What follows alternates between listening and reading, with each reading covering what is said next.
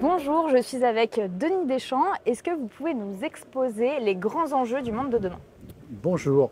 Alors les grands enjeux, c'est très simple, c'est qu'on va avoir des masses importantes qui sont en mouvement. Tout d'abord, la population mondiale qui est en accroissement violent, puisqu'on va passer à 10 milliards d'habitants. L'Inde va passer de 1,3 milliard à 1,7 milliard d'habitants, donc ça va bouger les lignes, ça va faire bouger les lignes. Le Nigeria, qui va quasiment doubler sa population en l'espace de 35 ans.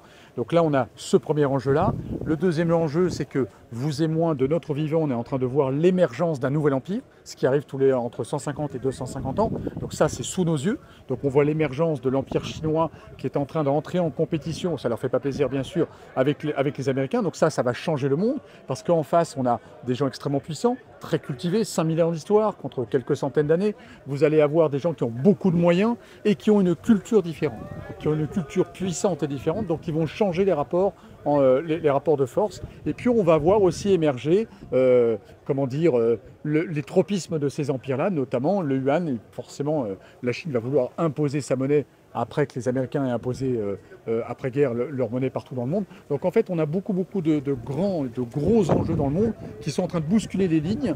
Et en fait, on le voit bien, tout ça c'est déjà en place et c'est en train de se pousser tout doucement et ça va définir notre monde de demain. On est dans une accélération de l'histoire, dans tout, mais notamment aussi dans ces sujets-là. Donc l'ensemble de ces mouvements va engendrer des fractures. Quelles vont être ces fractures-là? Alors, les fractures associées à ça, les deux premières fractures, c'est l'accès à la nourriture et l'accès à l'eau.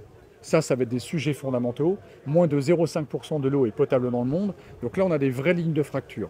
Donc ça, c'est une ligne de fracture associée. Deuxième élément, c'est que face à ces masses de population importantes, on va avoir une problématique de gouvernance. Comment est-ce qu'on gère ces peuples?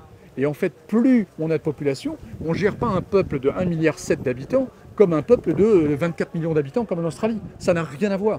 Donc en fait, on va avoir des problématiques de gouvernance et avec des promotions. Donc depuis 1945, les Américains ont mis en avant la démocratie. Ça a été les plus grands promoteurs de la démocratie.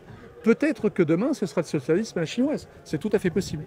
Donc on va avoir ça, on va avoir peut-être des famines, parce que quand on a beaucoup de population et qu'on n'arrive pas justement à gérer cet accroissement-là, problème d'éducation, problème d'accès accès à la nourriture, donc les famines, problème de mouvement de population sur les territoires qui ne sont pas les nôtres. Donc tout ça va faire des lignes de fracture importantes, à côté bien sûr du réchauffement climatique, qui est le sujet fondamental, qui est un phénomène d'accélération en fait de toutes les autres lignes de fracture.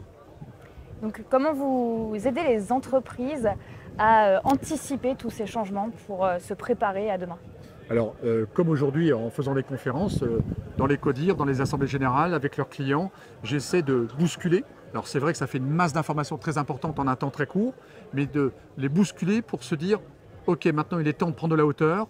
Je les aide justement à créer des comités de réflexion comme ça, et on prend de la hauteur, et en fait c'est toujours cette même problématique de temps court, temps long. On est dans le temps court, on a toujours du travail, on est débordé, problématique de recrutement, problématique de mutation des jeunes générations et tout ça.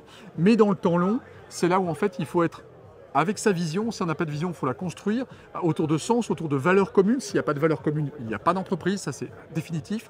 Et donc en fait de créer une vision qui emmène tout le monde, un petit peu comme la France des années 60 où on allait tous dans le même chemin, un peu comme la Chine aujourd'hui où tout le monde va dans le même sens avec le roue de la soie. C'est créer sa vision, voir ses forces, ses faiblesses, et puis dans le temps court, il faut être agile. Il faut savoir être une organisation apprenante, il faut savoir être à plusieurs, accepter l'idée qu'on est plus intelligent à plusieurs, savoir prendre du temps pour réfléchir, pour se dire on ne sera pas où dans un an avec un budget, on sera où dans 10 ans, dans 20 ans.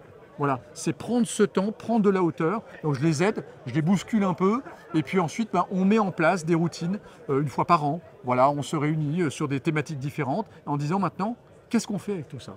Voilà. Qu'est-ce qu'on en fait tout ça concrètement? Ça fait beaucoup de choses. On est habitué à bosser toute la journée sur nos sujets. Mais finalement, demain, avec les jeunes générations, ils vont consommer différemment. L'habitat va être différent. Tout va être différent. Ce sont des peuples voyageurs. Ce sont des gens qui veulent découvrir le monde, qui veulent créer une start-up, qui ne s'empêchent pas d'être dans le canapé devant Netflix pendant un an chez les parents. Ils veulent apprendre. Ils veulent glander aussi. Ça fait partie aussi de la vie. Qu'est-ce qu'on fait de tout ça? Voilà. Donc je les aide à réfléchir. Je les bouscule un petit peu avec plaisir. Et puis on essaie en tout cas de construire une vision évolutive par rapport à tous les changements qui sont autour de nous. Merci beaucoup. Merci à vous.